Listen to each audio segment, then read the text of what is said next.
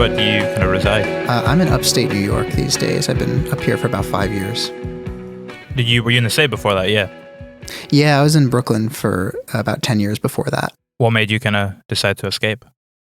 Or not escape, but move out? It kind of felt like an escape at the time.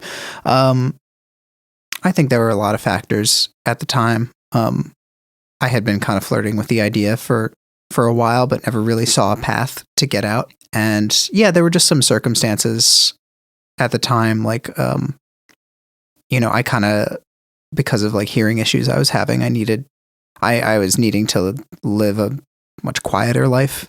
And I was at the time living on like a very main thoroughfare in Brooklyn, like right by the subway, right on an industrial truck route. It's extremely loud all the time.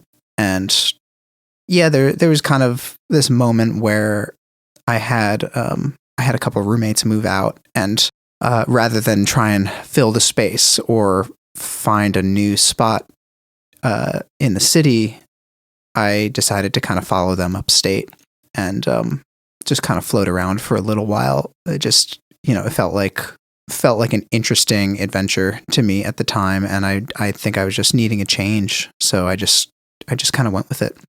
Were the hearing issues caused from the kind of living next to a busy road for a few years? Was that kind of what spawned that? No, I think that made it harder to recover from the issues, and it kind of exacerbated them after they set in. But most likely it was touring and performing and playing really loud shows that probably deteriorated some of the kind of natural protections that exist in the ear. It just starts to take its toll. Yeah. Yeah, your hearing can only put up with so much, as kind of like boring as it can seem to, or not cool as it can seem to protect your ears. Like, I definitely learned the hard way that it's really important, especially if you go to shows, if you like being up close, or you're a performer and you like playing your music loud, like you gotta protect it, because the price is really too great for not doing that. Yeah. Do you kind of just put in the little earbuds? Yeah, I ended up getting like molds made for my ears. They're like, I would alternate between the kind of like cheap pharmacy earbuds for a little while. But yeah, these days I have the kind of like fitted silicone molds that I would just, obviously not seeing any shows right now, but if I was on tour, like I'd be wearing them every night. Yeah. I used to do the same, because I was kind of when I started going to like 4 or 5 shows a week, when you get to that point, you've kind of got to start protecting them. And then maybe on the odd show, if it was a band I was like really into or really loved, I might not wear them. But 9 times out of 10, I think it's important for the long game. If you want to keep playing music, or you want to keep going to lots and lots of shows for the foreseeable future, like it's kind of a matter of longevity, which is not something you think about a lot when you're younger. You're not really thinking about like years ahead, but they catch up with you. Are you a country boy to start with? Did you grow up in the city, or did you grow up in the countryside? I grew up in the country, like not as far upstate as I am now. I kind of grew up outside of the city, in a kind of country suburb. So I think I think I am pretty adaptable, and whatever environment I'm in, I find a way to kind of match the energy there. And so living in the city in Brooklyn for so long, like it was a good fit for a while. And then I think my lifestyle started to change, and the things that I wanted in life started to change. The living in the country just started to make a lot more sense for everything else that I was trying to make happen in my life. Have you noticed the impact the music you've made since you've been there? Like, if you compare the music you've made when you've been in the country compared to the stuff you made when you were in Brooklyn, can you see a difference as a result of that? Yeah, definitely. I think that the first music that I made since moving up here was my solo record, which is a very quiet record, and it's got lots of space, and the instrumentation is more kind of natural, organic, earthy, however you want to describe it. And I think that was partly from the shift of moving up here and there being so much quiet and so much personal space that it made its way into the music. And then with this new record, it's, sort of doubled down on the earthier aspects of it. I think there's just a sort of kind of warmer quality to the music that I'm making now, both the instrumentation and I think just the mood and the general vibe as well. And I'm very influenced by my surroundings, and I'm surrounded by nature a lot of the time, so it makes its way in. Is that what kind of infused the title track on the new record? The way you're kind of describing the setting there? Yeah, it was. The title is sort of a catch-all for describing this time of year. Not this time of year. It's very snowy right now, but the season between summer and fall as the leaves are changing, and the parallel between that and the sort of changes that start happening in this phase of life. Yeah. If you're in the right part of the world as well, it can kind of be the Goldilocks zone for weather. Not too hot, not too cold. It's perfect. Yeah.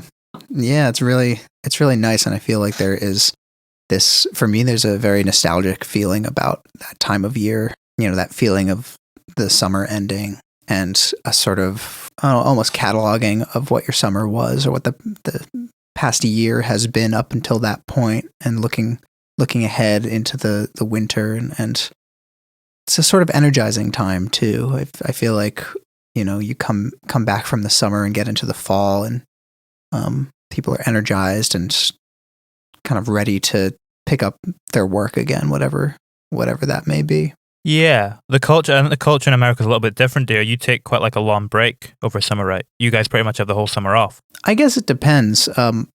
I don't take a lot of like long breaks really, but that's because this is my job. So I'm kind of working all the time, and I take time off periodically from it, but I'm chipping away all the time. But I think most people, if they're going to go on vacation, a lot of the time they do it during the summer. I don't know if people get a lot of time off unless you're, a teacher and you get the summers off. But I think it tends to be a time, definitely when I was living in the city, that was when, August was when the city would kind of clear out, and most people would go on vacation if they could. And the city got quieter, and it wasn't until September that people started to return and responding to their emails more, just kind of picking up where they left off after some period of like re-energization. Do you find yourself working in a different way in the summer then, if you kind of have that space where you're still working and everyone else maybe isn't so much? Well, it depends. I think that the summer can be, it's funny, I'm like trying to put myself back in the headspace of it being summer, and I'm looking outside at like a field full of snow. What temperature is it? It's actually not too bad today. It's about like 40 Fahrenheit right now. So the snow is like melting a bit, and we kind of like feel the spring on the horizon. Feel it coming. It's still not summer. But I feel like in the summer, it's like this pull to be outside for me, wanting to be more efficient with the way I work, so that I'm not spending all day inside, but getting out into the world, into nature, which informs the process too. I think because so much of it revolves around creation and generating ideas and kind of getting into the right mindset to make something, you need to step outside of the work environment sometimes to get some information, I guess. Yeah, it's almost like collecting those experiences that you then distill into the music itself. Yeah, and sometimes ideas just kind of coalesce by going on a walk or spending some time in nature and working things out in your head, away from distractions, away from a lot of things. Just time spent thinking and making connections, and sometimes some very important realizations and aha moments happen just walking in the woods. I think it was Charles Dickens who used to walk like 20 miles a day while he was writing. Really? Wow, 20 miles a day. God, that's a lot. That's like the whole day. Yeah, I'm trying to work out how many hours up. I mean, if you're doing like 4 miles an hour, that's like 5-6 hours maybe walking. Yeah. It's a lot, yeah. That's great. Something to aspire to. I had John from Wild Pink on yesterday, actually. Oh, nice. Yeah, he says hi. But Yeah, he was out for a walk when we were doing the podcast, and it was kind of a similar thing. It's we were speaking about, how it gets your mind going just in that way. Do you speak to other songwriters about this? Yeah, actually. Well, he and I actually talked about a lot of this stuff a few weeks ago. But yeah, I like trading notes with other songwriters, other creators in general, just about like their process and the kind of like cross training they do. The things that aren't actually writing a song or working on their actual piece itself, but the things that kind of help inform their process or help get their mind in shape for whatever work comes later. How much of your process, the kind of songwriting process, do you feel is formed from self-discovery and working it out yourself, and how much has come from trading ideas like that and taking inspiration from other people? I'd say it's probably a healthy mix, especially in the last few years, as I've just become interested in getting ideas for other artists or from other artists' process. And sometimes that's talking to a friend or peer. Sometimes it's just reading about other artists' rituals. And sometimes it doesn't have to be artists. Sometimes it's just productive people that you admire and getting some insight into their routines and kind of deconstructing some of their habits and trying things out, seeing what works, and what doesn't. Are you a creature of habit, would you say? Yeah, definitely. Yeah, and that can be good or bad habits. But, over the last few years, I've definitely made the effort to kind of harness that tendency and try and fill it with what I consider healthy habits. Is that partially what Just One Sec was about? Trying to maybe move away from some of those bad habits and become free of them? Or become free of yourself as a person, I guess, more so. But yeah, I think it's more so. I guess it does kind of pertain to habit, but less about activity and process, and more, I guess, about a habitual way of interacting with somebody that you've known for a really long time. This, I think there's this kind of phenomenon that happens with really close friends and family, where you sort of in a conversation feel you can predict how they're going to respond to something you say. It's a little bit telepathic, but it's actually, I think, just this kind of habitual preempting of somebody because you know them so well.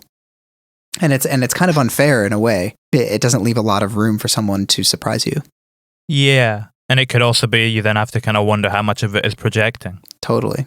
Yeah, I think that that becomes really tricky. And I think that song especially is about trying to see somebody with fresh eyes, somebody you know really, really well, and admitting that you actually don't know what they're thinking and you don't know exactly how they will respond to something that you say, and, letting them be new again, hoping that they'll offer you the same in kind. Can that be trickier than changing your own habits, because it's like a two-way thing, if you know what I mean? It's not just down to you. Yeah, I think, ultimately, it does come down to changing your own habits. You can't really change somebody else, I don't think, or you shouldn't count on being able to change somebody else, or change their behavior. I think the best you can do is try to catch yourself when you are, when you're kind of filling in the blanks for somebody else, or when you are kind of boxing them in with expectations, to catch yourself and say, okay, I'm so full of anticipation about how I expect them to respond that I'm not even really giving them a fair chance. Yeah, and if you do that as well, what could actually be transition and growth can feel like loss to you, even though it's not. Like if you have that expectation. Like it can be loss of this way of identifying a person or way of knowing them, do you mean? Yeah, it's like that thing when people always say, you've changed, if you know what I mean. Like when they say that, they're not saying it in a good way, they're saying it in a, I wish it was still the old person way, which is such a weird thing to think about because everyone's going to change. Yeah, it's inevitable. It's really a fact of life that people change. So much of what this record's about is reconciling with that. It's hard to watch people you love change and become less recognizable to you. Ideally, you encourage that change and you change in response to it and with it, and you give somebody space to become different. some friendships and relationships can't survive that change. And it's not necessarily a failing on anybody's part. It's just that it's not always possible to ride that change out. But it can feel like a loss. It can feel like a loss when somebody that you felt like you had a really good read on becomes less predictable to you.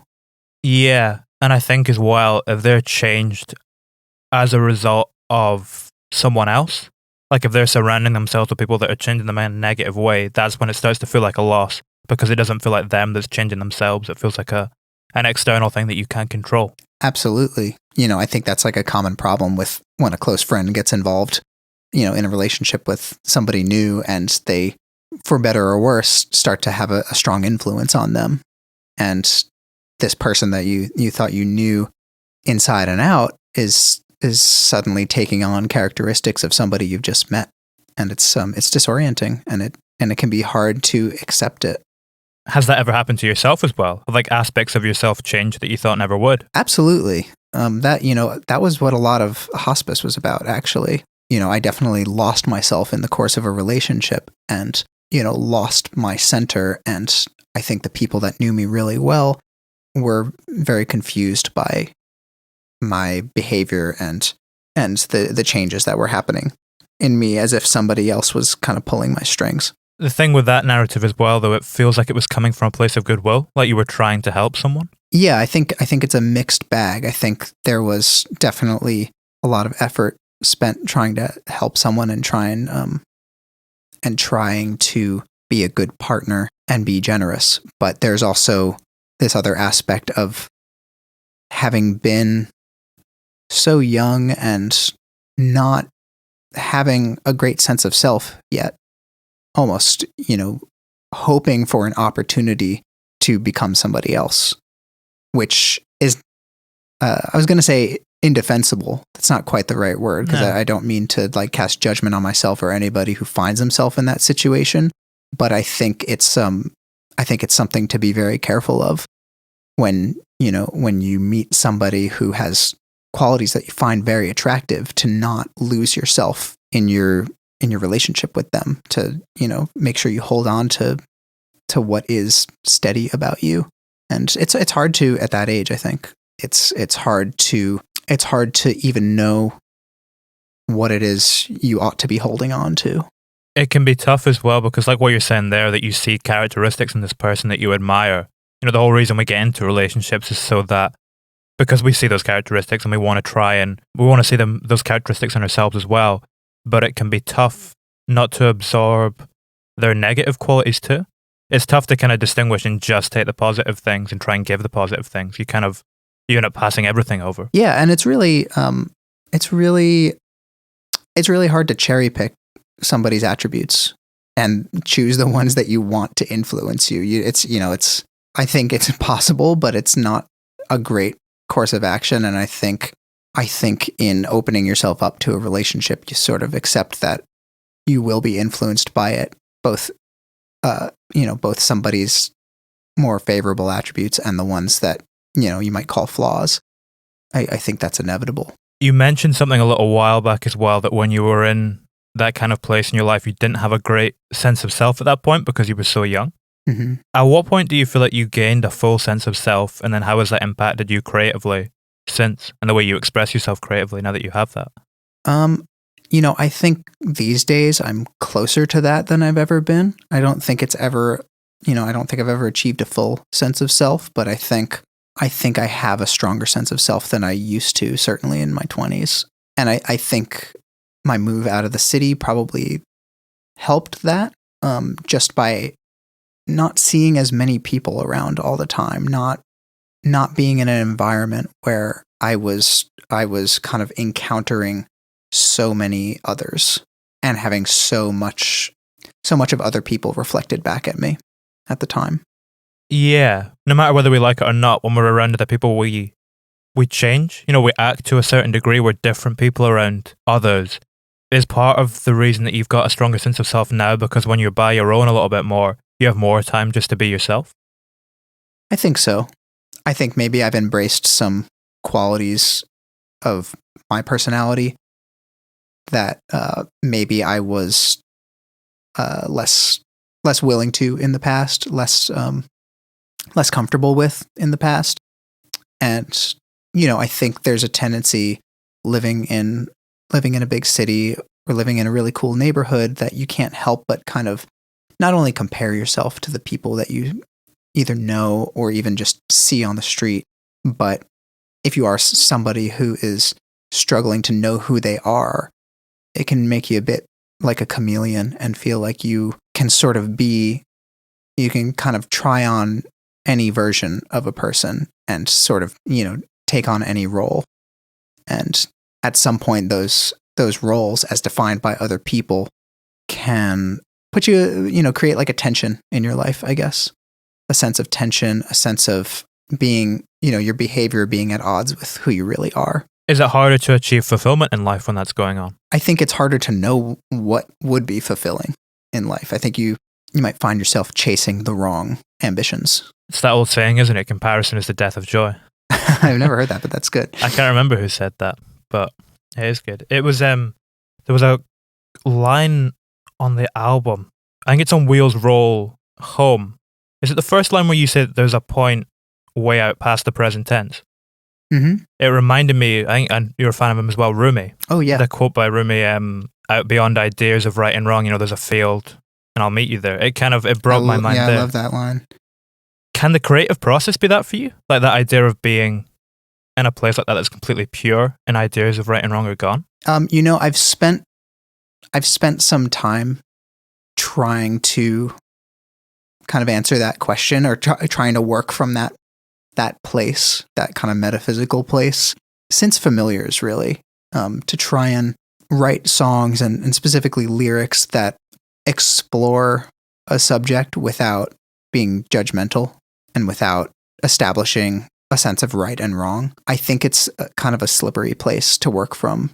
If you're not careful, it can lead to saying nothing, or it can lead to a kind of both sidesism, or a kind of like relativistic perspective where like everybody's right and everybody's wrong. And on some kind of cosmic level, I do believe that, but I think it's hard to navigate your life purely thinking in those terms and never, mistaking judgment for discernment and mistaking this idea that I'm never going to decide what I think is right and wrong, and confusing that with kind of discerning your own sense of right and wrong. Does that make sense? Yeah, that's kind of what makes it is what it is powerful, though. Because that's a song that has its inherent political connotations. But I think the fact that you don't really pass judgment and you kind of, in the same way as the title, you just state it for what it is, it kind of makes it a lot more striking. Yeah, and I think that song was kind of written from a bit of a detached place, which is another kind of risk of writing from that field where there's no sense of right and wrong. You can mistake non-attachment for detachment or vice versa. But, to me, that felt like a real feeling that can come up, a kind of a distanced feeling from something that's actually very difficult and very painful, but a sort of being resigned to the outcome, kind of able to recognize pain, recognize sadness, but it doesn't register with you and you just accept it. It's almost less of an experience. Yeah. It can be less visceral. Yeah, I think there can be value to some degree of that in your life, to having a bit of remove from some of the more difficult things. It also means having a bit of a remove from the more positive things in your life, and it can be kind of cold and unfeeling. But I tend to think that part of what is so valuable about the experience of being alive is that we're not in this kind of disembodied plane of existence where, our consciousness is free floating among all other consciousness. Like maybe we are, but I think part of the value of the human experience is that we have this opportunity to feel all of these things, and that oftentimes they're very ugly feelings and they're very unpleasant. Sometimes they're really beautiful and joyful, that on some level we ought to let ourselves feel them. Are these revelations we've kind of been talking about, are they something that's come partially from meditation and that kind of practice that you've implemented in your life? Yeah, I would say so. I started meditating about 7 or 8 years ago, and I think it definitely changed the way I think about a lot of these things. But it hasn't been a linear change in thought. You know, I think I've gotten some ideas about how I think the universe works or how I want to be in the world, and then I've sort of recognized that I jumped the gun, or that I didn't understand what I was experiencing exactly, or I was oversimplifying things. And, you know, so there's this constant revision going on, this constant checking of my worldview to make sure that I don't land on some kind of one-size-fits-all solution for myself. That, you know, different situations call for different reactions. And, you know, like, for example, tempering your reactivity to difficult situations doesn't mean not reacting to anything. But at the start of learning to meditate, it can seem like that's the answer, that you just need to be completely stoic and made of stone and non-reactive. And I think it's, you know, lately for me, it's been about being more just aware of the reactions that are happening internally and catching myself before reacting externally in a way that will hurt somebody or cause suffering. Do you ever implement that in the creative process as well? Because that's so much of that is about reacting to ideas and melodies and such.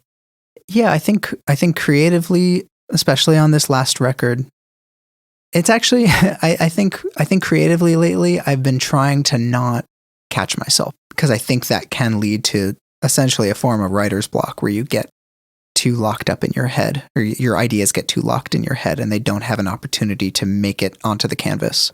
I'm trying to recognize what reactions are happening, but letting them happen. A creative canvas of any kind is sort of a safe place for you to react however you do to whatever prompt you've got.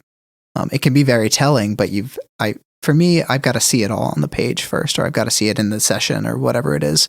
And then from there, it's a matter of editing. It's a matter of deciding, okay, what makes it through to be shared with other people? How far or how long will you typically develop an idea before deciding to reject it? Is part of that, and letting and letting your mind run, do you have to say, I'm going to let this go as far as it can? Do you have to try and stop yourself cutting it off early? That's a very good question. If I reject an idea, a lot of the time it's because I just recognize that it's not working and that it's not coming together the way that I want it to. And that it's not necessarily that it was a bad idea to begin with, but I don't know how to execute it, or I don't know how to finish it or make it consumable, make it listenable or understandable. Can that be frustrating when you get that feeling from the initial spark, but you just can't quite get it to the place that it feels like it needs to be? Yeah, it can be. It's very frustrating. There's like a tendency for denial in that too. Sometimes a subpar idea will make it very far along the process, and it's not till the 11th hour that you realize this just isn't working. You know, I'll spend a lot of time kind of trying to force it to work. And if the editor in me is deceived for too long, sometimes those things slip through and they make it onto the finished project. How far did you develop the idea for this being a double album before letting that fall? You know, I wasn't really attached to that idea, but this was the first time that I had so many more songs throughout the process that were kind of being workshopped. Usually we would write enough songs to kind of reach the threshold of an album length and then work on refining those and finishing those. And this time we got to that point and just kept going and kept writing and seeing what else was in there. For a period of time, it seemed like there were, you know, close to 20 songs that could make it onto this album. But that's one of the kind of deceptions that happen earlier in the recording process, where every idea seems like it has potential. And every idea kind of does have potential, but I tend to underestimate how much work will go into bringing an initial idea to completion. And so you get a little further on in the process and you say either, I don't want to work on this idea anymore, or I don't see a path for it, or it is similar to another idea in this group, but the other idea is better. Well, you were saying there that sometimes you don't see, you know, how much development it's going to take. Can that be part of the excitement of the process too, though? Because it's surprising you in that way if you didn't foresee it taking that much work. Yeah, I think it's all this process of finding out and developing an idea, especially when you sort of see the path, but there's enough room for spontaneity. I think it can be a lot of fun. And in a lot of ways, it's much more fun than starting with the blank canvas and just doing what I try to do now, which is show up every day and say, all right, are there any ideas today, starting from scratch? And most days there's not. Like there's something, there's maybe some chords, maybe a melody, maybe a riff, but in a lot of cases, it's just kind of searching. When you land on something that you think is cool, it's very rewarding. When you land on something that you can see developing it, then it's exciting. But sometimes the point of it is not for it to be finished, if that makes sense. It's for you to kind of get a certain distance down the line with an idea, only to realize that some of those developments that you made with this idea would be better applied to something else you're working on. And then you gotta kill your darlings. You gotta get rid of the thing that's not working and salvage what you can if there's something worth salvaging. Do you mean in that sense that you might develop an idea that's not going to make it, but it sparks something for another idea that does? Yeah, exactly. How do you ensure it kind of still feels cohesive then?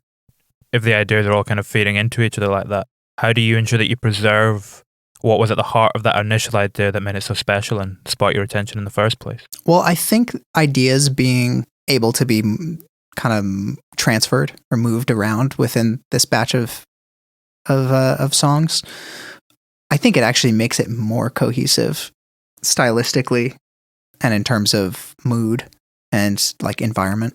But it can be hard to preserve the initial spark of what made something interesting to you. And sometimes when you re-record a demo, it loses whatever that magic is, which can be disappointing and frustrating.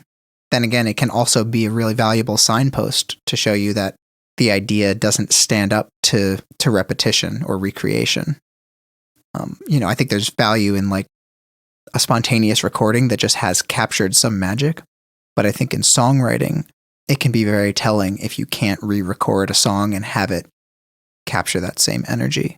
In terms of the song, maybe just isn't quite special enough. Yeah, like the thing that was maybe special about it in that initial recording is something other than the song. Something more subtle, something about, the tone of the instrument or the energy that you played it with, but it's not necessarily the song itself. It can be hard to pull that stuff out, though. It can be hard to extract those kinds of raw, visceral qualities and apply them to a different idea. It's almost like a Where's Waldo puzzle. You're trying to find out where that thing is, but you just can't quite get a hold of it sometimes. Yeah.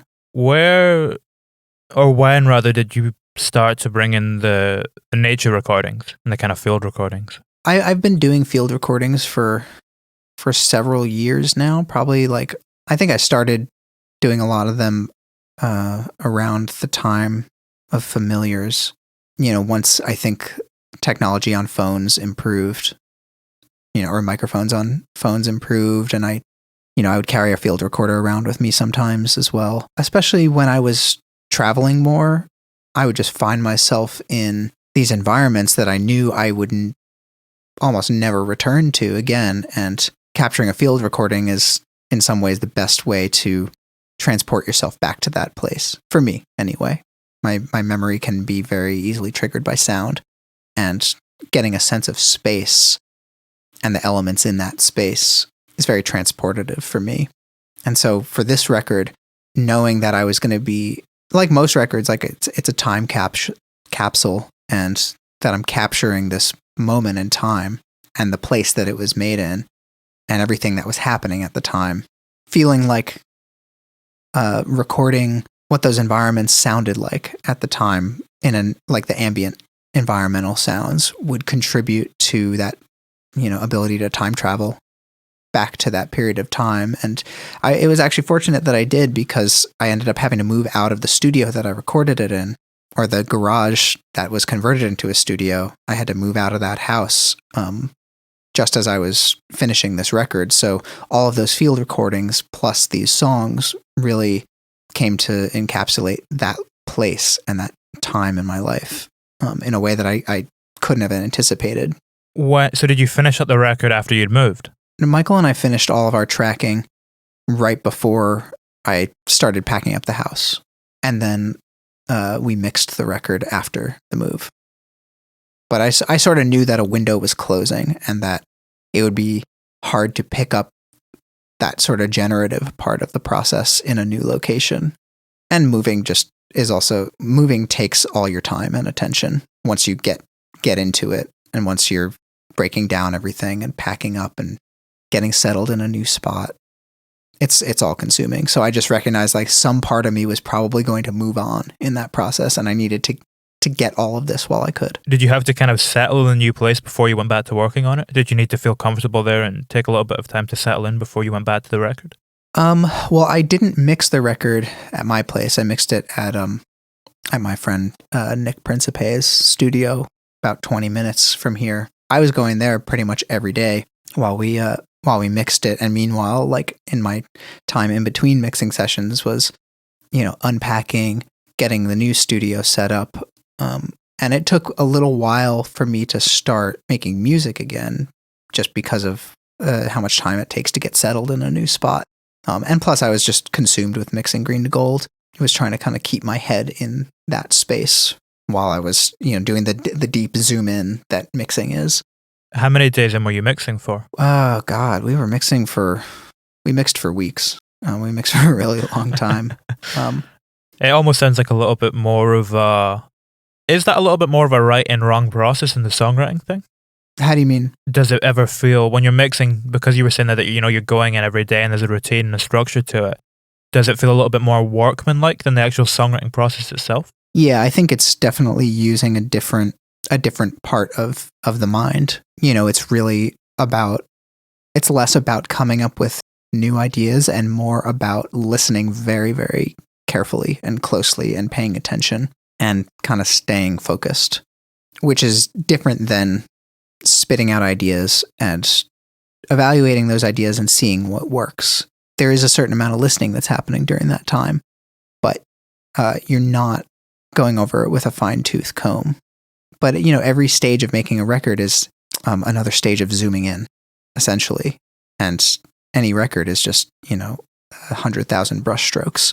And then eventually you reach the end of it where you've kind of zoomed in too much and you need to step back, kind of experience it as a whole to see if it's done.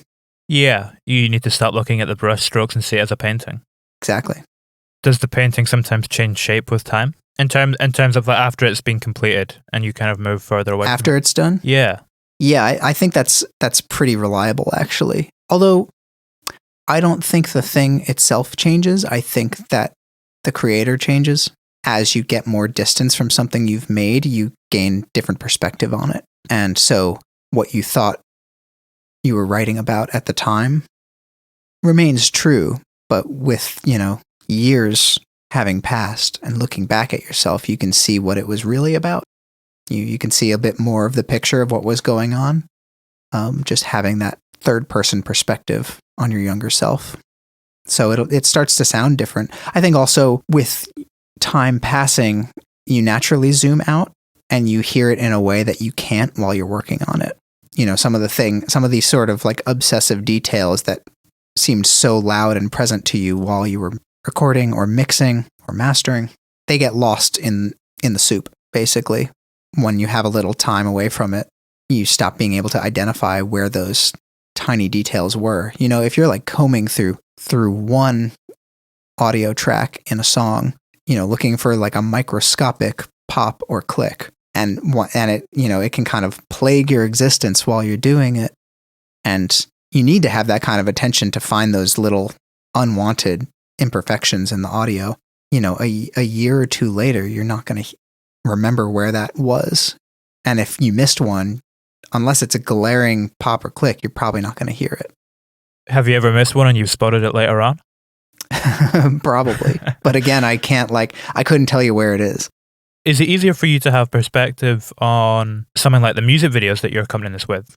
Or I guess the visual series, I should say. Because you're doing like a 10-part... You're doing a video for every song, basically, right? Right, yeah. It's essentially a visual album. Yeah, I mean, I think part of it is that I'm way less involved in that process because I didn't make the music videos. I didn't direct them. I didn't write them. I didn't film them, and I didn't edit them. I'm not zooming in the way that the director is, and I'm not zooming in the way that in this case, the dancers are, thinking about their performance and their movement. I get to experience it from a much more zoomed out perspective, which is really nice, actually. I get to just kind of consume it as a fan of their work. I don't have insight into the kind of microscopic qualities that go into it. So I get to, the illusion isn't broken for me, which makes it really enjoyable too. Because there is a point with working on a record and especially in the closing stages of it where you are working on it so microscopically and obsessively that you periodically kind of hate it because you get so tired of it. And it kind of haunts you while you're working on it, and you get so fixated on it and so frustrated with it that you get tired of doing it. You get tired. You just want it to be done already. And so it's so nice that with these videos, I'm nowhere close to that part of the process.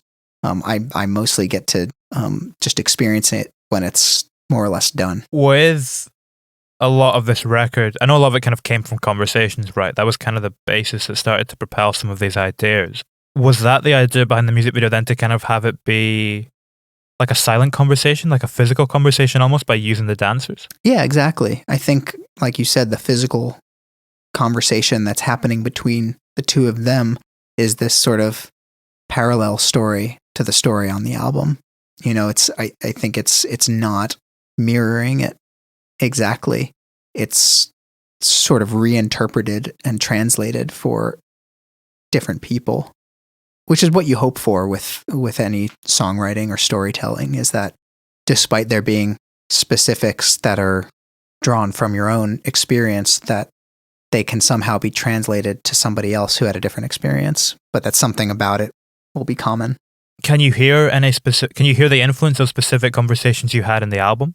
Like when you hear a song, is your mind ever kind of drawn back to a particular experience and a particular conversation that you had with someone that informed the process of this? A lot of the time I'm drawn to the environment, the scenery, I kind of seeing a landscape. And so for me, it might be what the landscape or the surroundings were when that conversation happened, not necessarily the words of the conversation itself. But, like Wheels Roll Home, I'm remembering my partner's car coming down the driveway after being gone for a while. Porch Light is, that brings to light me taking our dog for a walk at, in the dark at night on like a foggy night. That's interesting, because whenever I heard that, I always kind of got the early Sunday morning type thing from it. Oh, really? Yeah, it does have that sound more. It doesn't really sound like nighttime to me, but I think maybe because the kind of imagery of walking in the dark that is happening throughout it, like that's just where my mind goes.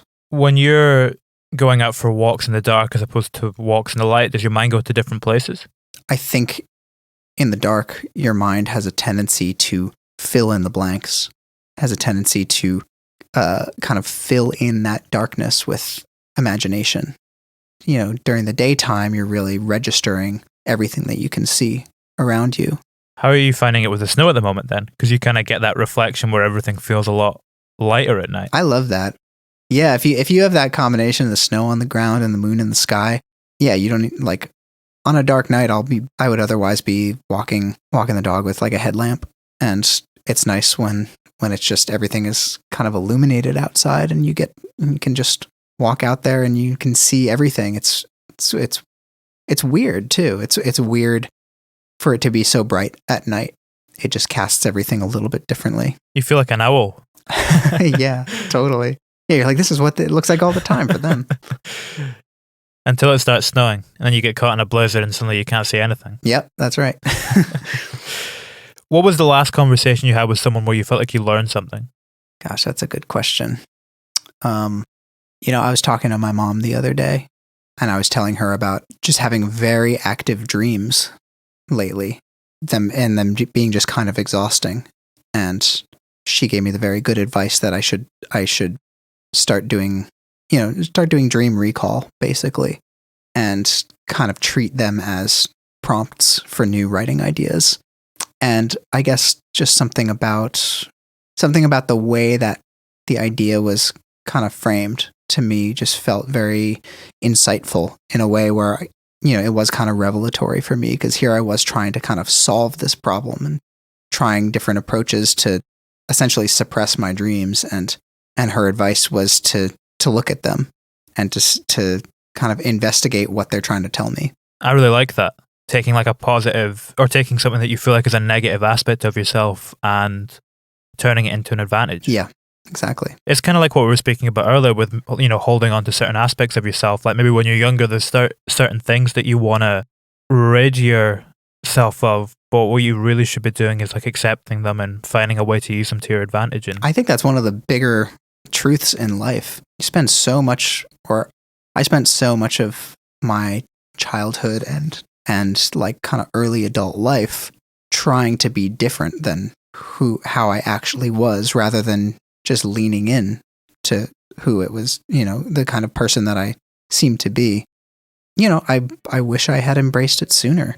But I guess maybe that journey is important too. You have to kind of come back to yourself after losing yourself for a little while to really see the value.